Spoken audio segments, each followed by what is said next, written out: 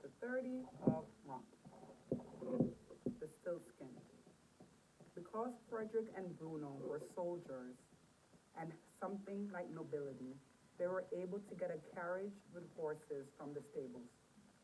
Better if we're quick, said Frederick.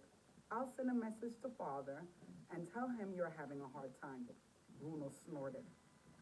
Frederick found a gnome and gave him the message, and then he left. When I had nothing with me, the journey to the troll's forest had taken half a day. He was so slow, but with the carriage, we were there within a half an hour. Bruno whipped the horses so they went faster, and he bounced around the road. Archie woke with the whips and the roar of the carriage and started to wail.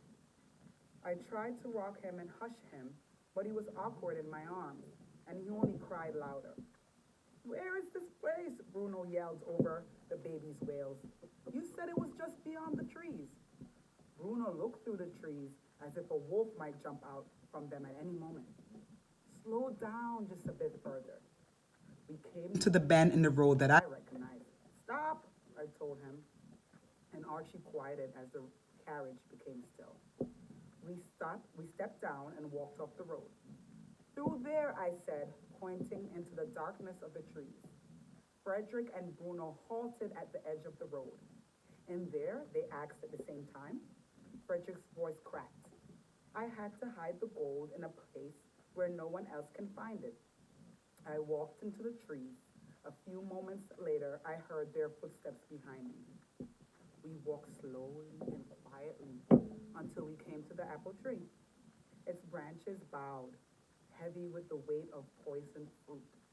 I really hoped Bork was still trying to catch a pet, even though he had nothing. Gently, I sat the baby down on the ground. Wait here, I told him, and approached the tree.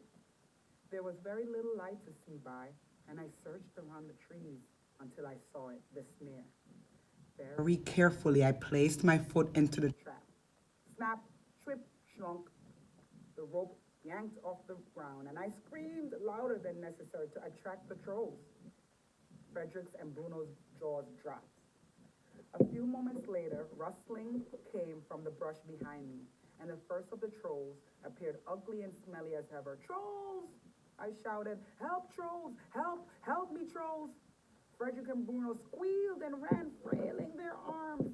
They didn't even pause to pick up their baby nephew. They bolted to the trees toward the carriage. I barely heard the crack of the whip or the horses' hooves above their screams. In a few moments, the noise faded. With this, said one of the trolls, didn't you learn anything from the last time? Hello, Bork. Archie began crying. And you brought extra, Bork said. Well, we can always use the side dish. Oh, you don't want that, I said. Far too bitter. Do you have any sludge? We always have sludge, and he cut me down. The first part of the plan had worked. I was out of the castle and Frederick and Bruno were gone, but that was the easy part. Now I had to find Stillskin before it was too late. Something told me I was in the right place. I was greeted with many snorts and snarls from the trolls. Slop now and had a wolf pelt on his head instead of his deer antler. How'd you get that? I asked. We ate the apples, says Slop. Wolves don't eat apples, Bork corrected. He died of starvation, didn't even have any meat on his bones.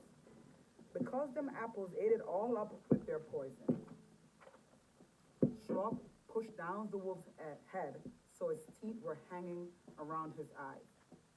Then he sniffed. You still reek of magic. I wanted to tell him he reeked of troll, but I didn't.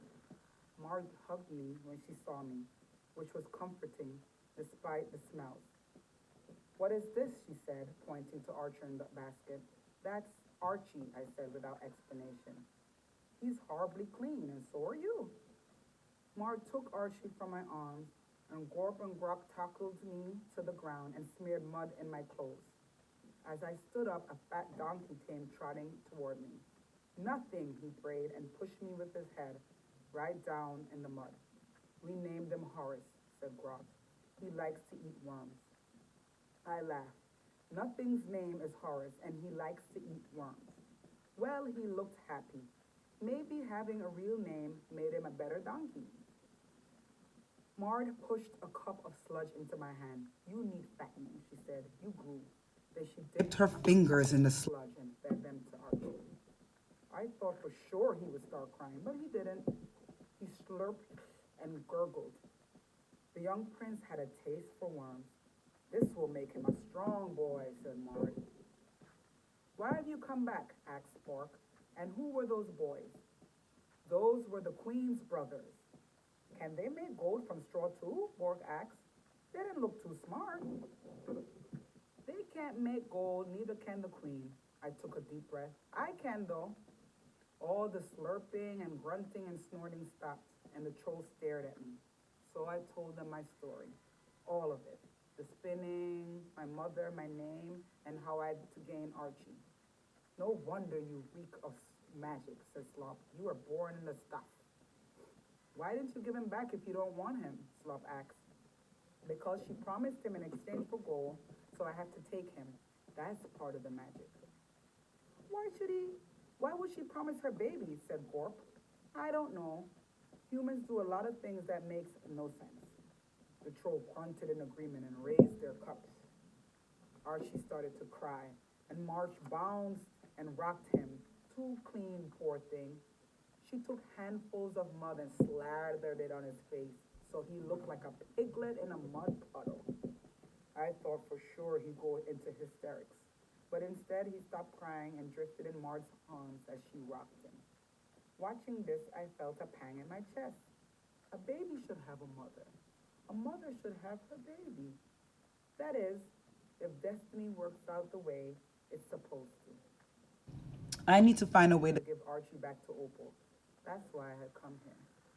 I have something to show you, said Bork. Well, what is it? Something I discovered a little while ago. Let's go to the tree.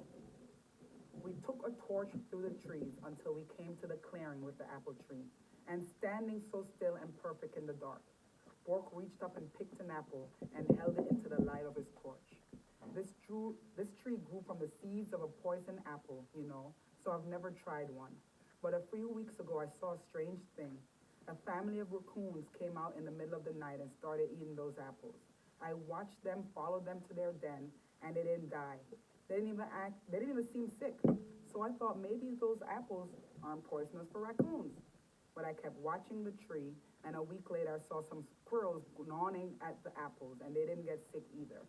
So, you know what else I thought? Maybe those apples aren't really poisonous at all. Maybe poison doesn't have to grow from the poison. Not always. This tree, I think, just grew, maybe it grew the way it wanted to grow. Those seeds were stronger than magic. Without warning, Bork took a bite of the apple. I snatched it and threw it away. What are you doing? He chewed and swallowed, and we waited. My heart pounded as I thought that any moment Bork was going to drop dead.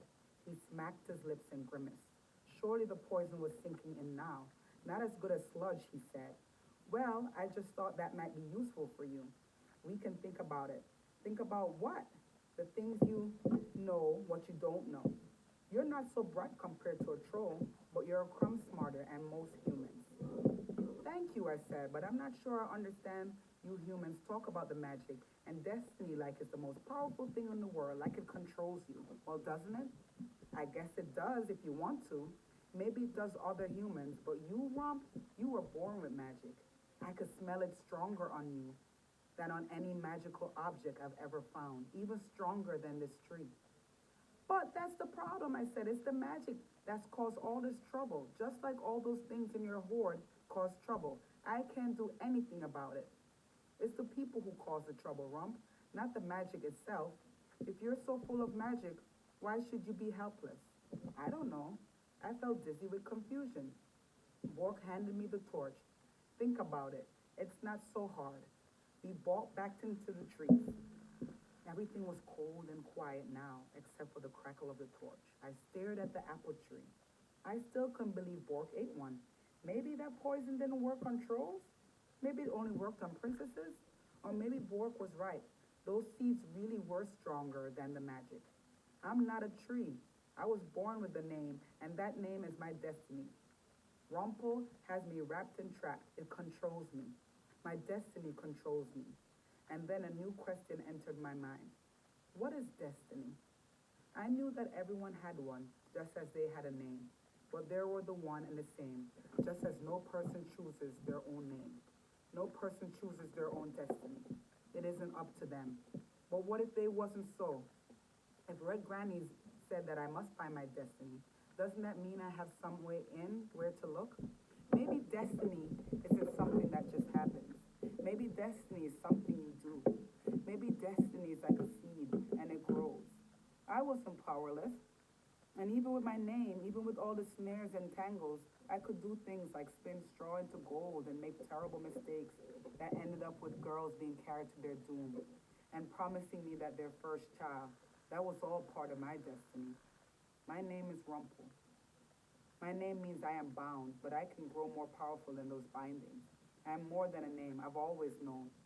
Deep inside, I have the power no one can take away from me. A deep magic more powerful than any magic placed upon me. A magic that I was born with, that grew inside me, deep in my bones. A stillskin, I am Rumple, I am stillskin, Rumple, stillskin. I pictured my mother holding me in her arms, dying, ready to give me a name that should overpower all the magic that had trapped her. She whispered it to me. It was a name that will make me everything I am. No one else had ever heard it but me. My name is my destiny. My name is my power. Rumple, stillskin. I heard mother's whisper reaching across years and mountains and valleys. Rumple, stillskin. Rumple, stillskin. The name, my name, shook in my chest. It traveled through my brain and down my arms and fingertips and my legs and toes. And the sound of it echoed so loud inside of me, I felt I could burst. I made a rhyme then and there, a rhyme full of powerful words to release into the black. Tomorrow I'm free, today I'm alive, the curses and tangles no longer survive. For deep within the wisdom came, that Rumpelstiltskin is my name. I was stillskin, and that power greater than the rumple, and I felt it now all inside of me, as if it was just saying my name loud and unleashed a force. It was wrapping around the tangles, ready to rip them apart. I picked an apple from the tree and took a bite, sweet juice filling my mouth. I am more powerful than a tree. I shouted into the night air, and I laughed and I danced. A flickering shadow caught my eye, and I froze mid-laugh. Frederick stepped from behind a tree into the clearing, his arms trembling, and he held up a bow and arrow. Don't move. Come out, Bruno. He kicked at his brother, who squealed and slid out from behind, and another tree holding a spear tight to his chest. He was white as moon and shaking so hard. It was as if some outside force was throttling him. Don't move, Frederick said again, pointing his bow and arrow at me. You have to come back with us. You still have to spin all that gold, or your friend is going to get hurt. You're going to get hurt. Frederick took a step forward. Bruno took a step back and whimpered, mumbling, Trolls, filthy trolls, cursed trolls. I dropped my apple. I wasn't afraid of Frederick or Bruno anymore. They looked pathetic and small, quivering with their weapons.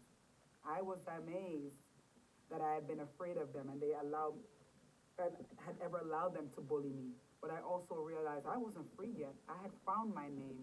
I still felt it inside me. The magic of my stillskin was still rushing through my arms and legs and my brain, making me big and powerful.